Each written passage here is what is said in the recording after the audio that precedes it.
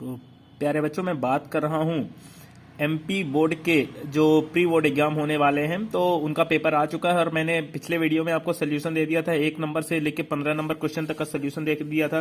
Guys ये देखिए, आपका ये एमपी बोर्ड का पेपर है। देखिए प्री बोर्ड लिखा हुआ है, प्री बोर्ड 2021-22 कक्षा 10 विषय गणित।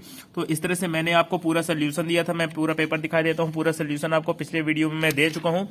अब आपको देने वाला हूँ सोल्यूशन क्वेश्चन नंबर 16 से, ठीक है ना। तो अगर आपको 1 से 15 नंबर तक क्वेश्चन का आंसर जानना है तो आप मेरा इसका पहले वाला वीडियो देख सकते हैं। उसमें आपको पूरा सोल्यूशन मिल जाएगा। फुल टू फुल मार्क्स मिलने वाले हैं, मतलब आपका 80 मार्क्स बिल्कुल 100% श्योर है, क्योंकि एक एक क्वेश्चन मैंने बड़ी बारीकी से सॉल्व किया है। तो आपका एक भी मार्क्स मिक्स नहीं होने वाला है। और ये भी ध्यान रखिए कि अगर बोर्ड का एग्जाम नहीं होता तो यहीं से मिलने वाले हैं आपको पूरे नंबर। तो इन क्वेश्चन का आंसर बिल्कुल सही सॉल्व करिएगा। देखिए क्या लिखा हुआ है। पहला क्वेश्चन है ये आपका 16 नंबर क्वेश्चन दिख रहा है। 16 आपको दिख गया, 17 दिख गया, 18 दिख गया।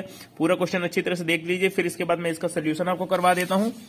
तो गाइज यहाँ देखिए, ये आपका 18 नंबर क्वेश्चन हो गया, ठीक है। 18 क्वेश्चन के बाद गाइस देख लीजिए, आपका ये 19 नंबर क्वेश्चन हो गया, ठीक। 20 हो गया, ये अच्छी तरह से देख लीजिए। 21 हो गया, 22 हो गया। ये पूरा पेपर आपको दिखाई देता हूं अच्छी तरह से। इसके बाद फिर मैं इसका सोल्यूशन आपको देने वाला हूं, ठीक है।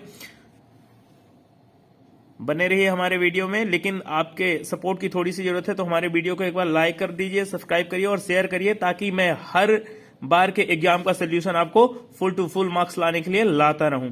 तो बच्चों चलिए अब हम शुरू करते हैं, ठीक है। तो क्वेश्चन नंबर 16 से शुरू करेंगे। देखिए क्वेश्चन नंबर 16 क्या बोलता है। क्वेश्चन नंबर 16 से शुरू कर देते हैं सोल्यूशन इसका निकालना। देखिए क्वेश्चन नंबर 16 बोल रहा है गाइज, एक द्विघात समीकरण के एक्स बराबर एक्स प्लस 2 इक्वल टू 6 में के का ऐसा मान ज्ञात कीजिए जिसमें समीकरण के 2 मूल बराबर हो। ध्यान रखिएगा, किसके लिए निकालने के लिए बोल रहा है, 2 मूल बराबर के लिए, ठीक है। तो पहले आप देख लीजिए आपका समीकरण क्या लिखा हुआ है। पहले आपका ये देखना जरूरी है कि आपका समीकरण क्या है। तो आपका समीकरण का लिखा हुआ है k x minus 2 plus 6 is equal to 0। इसको आप अगर सॉल्व करेंगे तो बन जाएगा k x square minus 2kx plus 6 equal to 0। ये आपका वर्ग समीकरण बन गया। अब आपको आंसर काहे के लिए निकालना है, ये देख लीजिए। आपको आंसर निकालना है मूल बराबर के लिए। तो सबसे पहले कंपेयर कर लीजिए। A X square plus B X plus C बराबर 0 से तुलना करने पर जब आप इससे तुलना करेंगे तो देख लीजिए ए क्या हो जाएगा। ए आपका मिलेगा के, और बी की जगह लिखा होगा -2k, और सी की जगह लिखा होगा 6। फिर आपका देखिए कंडीशन क्या बोला है, मूल बराबर के लिए। तो आप लिखेंगे मूल बराबर के लिए। तो गाइस देखना, ये है मूल बराबर के लिए कंडीशन क्या होती है। तो मूल बराबर की कंडीशन होती है B square minus 4ac equal to 0। तो बी की जगह उसका मान रख दीजिए -2k का होल स्क्वायर माइनस 4 इंटू ए की जगह रखिए के, और सी की जगह 6 इक्वल टू कितना, 0। तो ये आपका बन जाएगा, देखिए माइनस हट जाएगा, स्क्वायर है तो माइनस हटेगा, तो 2 दूनी 4 के स्क्वायर, और इन सब मान को इधर ले चलिए, 4 गुणे के गुणे 6 ये लिखा हुआ है ना। यहाँ आप 4 से 4 काट सकते हैं, और क्या कर सकते हैं, 1 के से 1 के काट सकते हैं। तो आपका जो आंसर बन के आएगा वो कितना बन के आ जाएगा गाइस, के बराबर कितना, 6। ये आपका सही जवाब हो गया, ठीक है। फिर देखिए क्वेश्चन नंबर हम बात करते हैं। क्वेश्चन नंबर 17 की क्या लिखा हुआ है, 2 अंकों वाली कितनी संख्याएं 7 से विभाजित है। ध्यान रखिए, आपको देखना है 2 अंक, संख्या कितने अंक की होनी चाहिए, 2 अंक की, और फिर उसमें 7 का भाग आना चाहिए। तो आप यहां लिखेंगे कि 7 से विभाजित 2 अंकों की संख्याएं। देखिए क्या पहली संख्या, आप याद करिएगा टेबल है ना, 7 से काटना है। 10 क्या कटेगा, 2 अंक में पहली संख्या 10 होती है, नहीं कटेगी ना। 11, 12, 13 नहीं कटेगा, लेकिन 14 कट जाएगा। 7 से काटो, 7 दूनी 14। तो पहली संख्या आपको क्या मिल गई, 14। फिर 7 त्रिक 21, 7 चौक 28, ठीक है। इस तरह से लास्ट में चलते हैं गाइस कि लास्ट में क्या आ जाएगा। तो देखिए 100 जो है तो 7 से नहीं कटेगा, ठीक है ना। तो देख लीजिए 100 नहीं कटेगा, और कौन नहीं कटेगा, तो 99। अब 99 में आप एक काम करिए, 99 में 7 का भाग कर लीजिए। तो 99 में 7 का भाग करेंगे, 7 एकम 7, 2 बचा 29 हो गया, 7 चौक 28, 1 बच गया ना, मतलब 98।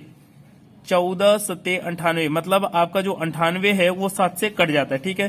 तो आपका जो AP बन के आ गया गाइज वो ये हो गया। तो आपका A कितना आ गया 14। अब आपका D कितना है, तो D आपको पता है 7 है। और AN मतलब कि लास्ट पद कितना है 98। आपको निकालना क्या है, N निकालना, कितनी संख्या है। तो फार्मूला लगाइए AN equal to A plus N minus 1 into D, ये आपका फार्मूला हो गया, ठीक है। तो AN equal to A plus N minus 1 into D, AN की जगह रखेंगे 98, A की जगह कितना लिखेंगे 14 प्लस N माइनस 1, डी की जगह लिखेंगे 7। तो मैं क्या बोलता हूँ गाइज कि आप 14 को पहले इधर लेके चलिए, 98 माइनस आपका लीजिए 14 और N माइनस 1 इंटू 7 रहने दीजिए। 8 में से 4 घटाएंगे तो कितना बचेगा 4, और 9 में से 1 घटाएंगे कितना बच जाएगा 8 बच जाएगा, है ना। और ये जो 7 इधर था उसको ले आ दीजिए नीचे, तो बचेगा कितना N माइनस 1। 7 से काटिए, 7 1 कम 7, 7 दूनी 14, ठीक है ना। 7 1 कम 7, 1 बचा, तो 7 14 हुआ, 7 दूनी 14 हो गया।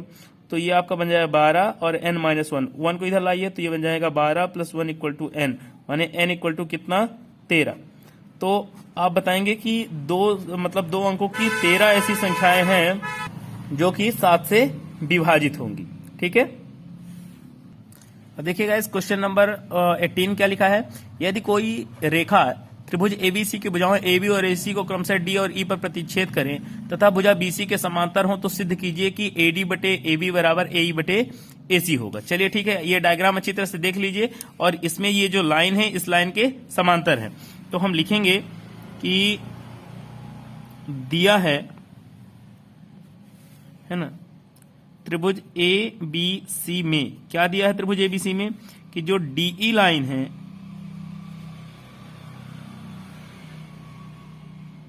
वो BC के समांतर है, ठीक है ना। तो थेल्स प्रमेय लगा दीजिए, हाँ थेल्स प्रमेय के अनुसार, थेल्स प्रमेय ने क्या कहा था, अगर एक लाइन समांतर होगी तो उसे दो भागों में बराबर बांट देगी, माने AD बटे DB बराबर हो जाएगा AE बटे EC हो जाएगा। अब मैं क्या कहता हूं गाइस, इसको आप उलट के लिख दीजिए, व्युत्क्रम नियम लगा दीजिए, व्युत्क्रम लिख दीजिए, व्युत्क्रम नियम से, व्युत्क्रम नियम से। व्युत्क्रम नियम में क्या होता है गाइस, उल्टा हो जाता है। DB आपका चला गया ऊपर और AD आ गया नीचे, इसी तरह से आपका EC चला गया ऊपर और AE आ गया नीचे। अब मैं क्या बोलता हूं कि आप क्या करिए, दोनों तरफ 1 प्लस कर दीजिए, ठीक है ना। क्या करना है, दोनों तरफ 1 प्लस कर देना है। DB बटे AD प्लस 1 और EC बटे AE प्लस 1, दोनों तरफ 1 प्लस कर दिए। तो देखिएगा इस दोनों तरफ प्लस होने के बाद AD ऊपर जाएगा, तो ये आपका क्या बन जाएगा DB प्लस AD, और नीचे क्या है AD, ठीक है। और ये आपका क्या बन गया EC प्लस AE हो जाएगा, और नीचे क्या लिखा रहेगा AE।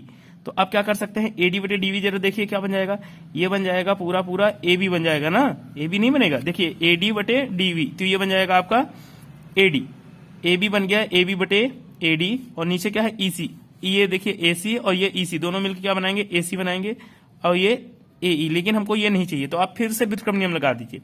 AD को कर दीजिए ऊपर, AB को कर दीजिए नीचे, और AE को ऊपर ले जाइए, AC को नीचे ले जाइए, व्युत्क्रम नियम से ऐसा हो जाएगा। ये हो गया आपका प्रूफ। तो इस तरह से आपका ये भी आंसर आ गया, ठीक है। तो गाइस क्वेश्चन नंबर आपको देखना है 19, बहुत इजी क्वेश्चन है। क्या लिखा है, दो सकेंद्रीय वृत्तों की त्रिज्याएं 3 सेंटीमीटर तथा 5 सेंटीमीटर है। बड़े वृत्त की उस जीवा की लंबाई ज्ञात कीजिए जो छोटे वृत्त को स्पर्श करती है। देखिए आपका सामने ये 2 वृत्त बने हुए हैं, और ये बड़े वाले वृत्त की जीवा है AB है, जो छोटे वाले वृत्त को M पर टच कर रही है, यहाँ टच कर रही है ना। बड़े वृत्त की त्रिज्या 5 सेंटीमीटर है, छोटे की त्रिज्या 3 सेंटीमीटर है। तो आप लिखेंगे दिया है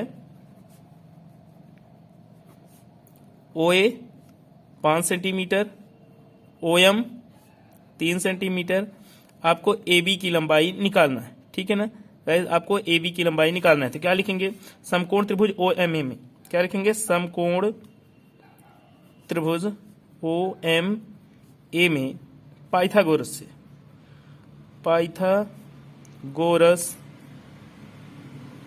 प्रमेय से, पाइथागोरस प्रमेय लगाइएगा। इस क्या बोला था पाइथागोरस ने कि कर्ण का वर्ग, कर्ण क्या है इसमें OA, तो क्या लिखेंगे OA का वर्ग बराबर OM का वर्ग प्लस कितना AM का वर्ग हो जाएगा। तो OA की जगह लिखेंगे आप 5 का स्क्वायर, OM कितना 3 का स्क्वायर, और ये बन जाएगा आपका AM का स्क्वायर, ठीक है। तो 5 का होता है कितना गाइस 25, 3 का क्या 9, प्लस आपका AM का स्क्वायर। तो यहाँ आप बना सकते हैं 25 माइनस 9 ये बराबर AM का स्क्वायर। तो ये आपका कितना हो जाएगा 16 इक्वल टू AM स्क्वायर, ठीक है ना। तो AM इक्वल टू कितना हो जाएगा √16 यानी कि कितना 4 सेंटीमीटर। तो आपको क्या चाहिए AB, तो आपका AB जो है गाइस वो कितना बन जाएगा, AB इक्वल टू हो जाएगा 2 गुणे AM यानी कि 2 गुणे 4 कितना हो गया 8 सेंटीमीटर आपका ये आंसर हो गया, ठीक है। फिर देख लीजिए गाइस क्वेश्चन नंबर 20 में क्या लिखा है, P के किन मानों के लिए निम्न समीकरणों के युग्म का अद्वितीय हल होगा। तो यहाँ आपका ये समीकरण लिखा हुआ है, आप क्या करिए सीधे मान निकाल दीजिए। A1 कितना हो जाएगा, तो A1 आपका हो गया 4, B1 कितना हो गया P और C1 कितना हो गया 8, ठीक है ना। इसी तरह से A2 देख लीजिए, A2 कितना है 2, B2 भी आपका हो जाएगा 2 और C2 भी कितना हो जाएगा 2। अब आपको निकालना किसके लिए है, अद्वितीय हल के लिए। तो लिखिए अद्वितीय हल के लिए, किसके लिए लिखेंगे, अद्वितीय हल के लिए। लिख दीजिए अद्वितीय हल के लिए। तो अद्वितीय हल की कंडीशन क्या होती है guys, A1/A2 does not equal B1/B2। तो A1/A2 कितना 4/2 डज नॉट इक्वल P/2, 2 से 2 काट दीजिए तो P डज नॉट इक्वल 4, ये आपका आंसर हो गया, ठीक है गाइस। तो देख लीजिए आपका ये क्या बन जाएगा, P डज नॉट इक्वल 4, ये आपका करेक्ट आंसर हो गया, ठीक है। क्वेश्चन नंबर 22 में देख लीजिए गाइस क्या लिखा है, दो घनों जिनमें से प्रत्येक का आयतन 64 सेंटीमीटर क्यूब है के संलग्न फलकों को मिलाकर एक ठोस बनाया जाता है, इसमें प्राप्त घनाभ का पृष्ठीय क्षेत्रफल ज्ञात कीजिए। देखिए आपके पास दो घन है ना, क्या दिया है, घन का आयतन आपको दिया है, घन का आयतन दिया है, ठीक है, कितना 64 सेंटीमीटर क्यूब। घन के आयतन का सूत्र होता है A क्यूब, ठीक है, और 64 का क्यूब देख लीजिए किसका क्यूब होगा 4 का। यहाँ 3 से 3 अगर आप काट दें तो A बराबर कितना आ गया 4 सेंटीमीटर। तो भुजा 4 की हो गई। अब जो आपको घनाभ मिला है तो घनाभ की विमाएं, आप घनाभ की विमाएं निकाल लीजिए, ठीक है ना। तो लंबाई L कितना हो जाएगा A प्लस A, मतलब कि 4 प्लस 4 कितना हो गया 8 सेंटीमीटर। आपका B कितने का आएगा 4 सेंटीमीटर और आपका H कितने का आएगा 4 सेंटीमीटर, ये नहीं बदलेंगे, ठीक है। अब आपको क्या निकालना है, पृष्ठीय क्षेत्रफल। तो लिखिए पृष्ठीय क्षेत्रफल। पृष्ठीय क्षेत्रफल का सूत्र होता है 2 इंटू LB प्लस BH और प्लस कितना HL। तो 2 इंटू LB, L कितना था देख लीजिए, L कितना आपका आया था 8, ये देखिए L लिखा है 8, तो यहाँ लिख दिया 8 गुणे 4 प्लस 4 गुणे 4 और प्लस कितना 4 गुणे 8, ये आपका हो गया। तो यहाँ से आप क्या लिखेंगे 2 गुणे 8 चौक कितना होता है गाइस, देखिए 32 होता है, 4 चौक 16 और ये 8 चौक 32, तो 32 32 64, 64 में 16 जुड़ा तो 80, 2 गुणे कितना 80 हो गया, तो 8 दूनी 16, 160 सेंटीमीटर स्क्वायर, ये आपका बिल्कुल राइट आंसर हो गया, ठीक है। देख लीजिए गाइस क्वेश्चन नंबर आपका 23 क्या लिखा है, निम्नलिखित सारणी किसी अस्पताल में एक विशेष वर्ग में हुए रोगियों की आयु दर्शाती है। देखिए यहाँ आयु लिखा हुआ है, फिर आपका ये रोगियों की संख्या लिखी है, क्या लिखा है बहुलक का आंकड़ा निकालना है, ठीक है ना, मतलब आंकड़ों को बहुलक निकालना है। तो ये आप इस तरह से टेबल बनाएंगे, लिखेंगे आयु वर्षों में, रोगियों की संख्या लिख लेंगे। फिर आपको देखना यह है कि सबसे अधिक बारंबारता क्या है। देखिए इसमें सबसे अधिक बारंबारता कितनी लिखी है 23, तो ये आपको 23 को ऐसे गोला लगा के इसके सामने लिख लेना है F1। तो गाइज F1 के ऊपर की नंबर कहलाएगी F0 और नीचे का नंबर कहलाएगा F2, ठीक है, ये आपका आसान हो गया। तो अब आप यहां लिखेंगे कि अधिकतम बारंबारता, क्या लिखेंगे अधिकतम बारंबारता, ठीक है ना, मतलब सबसे ज्यादा बार कौन आया, तो सबसे ज्यादा बार कौन आया 23, तो आप लिखेंगे कि F1 हो गया हमारा 23, F0 हमारा हो गया 21, F2 हमारा हो गया कितना हो गया, F2 कितना हुआ है 23 हो गया है क्या, नहीं F2 आपका हो गया 14। अब आप लिखिए वर्ग अंतराल। तो वर्ग अंतराल कौन कहलाएगा गाइज, वर्ग अंतराल कहलाएगा F1 के सामने वाला। तो देखिए F1 के सामने क्या है 35 से 45, ठीक है ना, 35 से 45, तो ये आपने F1 के सामने 35 से 45 लिख लिया। तो L क्या कहलाता है, इसको कहते हैं L छोटे वाले को। H क्या है, दोनों के बीच का डिफरेंस 35 से 45 कितना डिफरेंस है 10 का। चलिए तो अब बहुलक का सूत्र लगा दीजिए। बहुलक का सूत्र क्या होता है, बहुलक का सूत्र होता है L प्लस गाइस बहुलक का सूत्र F1 minus F0 upon 2F1 minus F0 minus F2, ये होता है ना, और इंटू क्या होता है H, हाँ यही तो होता है। तो ये आपका हो गया L कितना 35 हो गया, ठीक है, फिर यहाँ F1 नोट कर दीजिए, F1 कितना है 21 माइनस ये कितना हो गया ये आपका 23 है, और F0 कितना है 21, 2 गुणे F1 कितना 23, ठीक है, माइनस F0 कितना है 21 माइनस 14, और ये गुणे कितना 10, ठीक है। अब इसका हम सोल्यूशन यहाँ बगल में निकाले देते हैं, तो देखिए क्या हो जाएगा आपका मॉड बराबर हो जाएगा 35, यहाँ ध्यान से देखिए 35, 23 में से 21 घटा लीजिएगा, इस कितना हो जाएगा 2, और ये कितना 23 दूनी हो गया आपका 46, और 21 और 14 आपस में जुड़ जाएंगे तो कितना बन जाएगा आपका 35 बन जाएगा, ठीक है ना, और गुणे कितना है 10, तो ये आपका बन जाएगा गाइस कितना 35 और प्लस ये 10 दूनी कितना हो जाएगा 20, और ये कितना हो जाएगा 11, जरा डिवाइड करके देखिए, तो 20 में से 11 को अगर आप गाइस डिवाइड कर लेते हैं तो आ जाएगा 1.82, 1 इतना, तो आपका टोटल जो आंसर बन के आ गया वो आ गया 36.82। तो इस तरह से आपके प्री बोर्ड एग्जाम के पूरे क्वेश्चन मैंने आपको अच्छी तरह से सॉल्व करके बता दिए हैं। तो गाइज अब आप मेरा सपोर्ट करना मत भूलिएगा, मेरे चैनल को लाइक करना है, शेयर करना है और सब्सक्राइब करना है, ताकि आगे जितने भी पेपर होने वाले हैं उनका भी सोल्यूशन मैं लेके आता रहूं। Okay, thank you.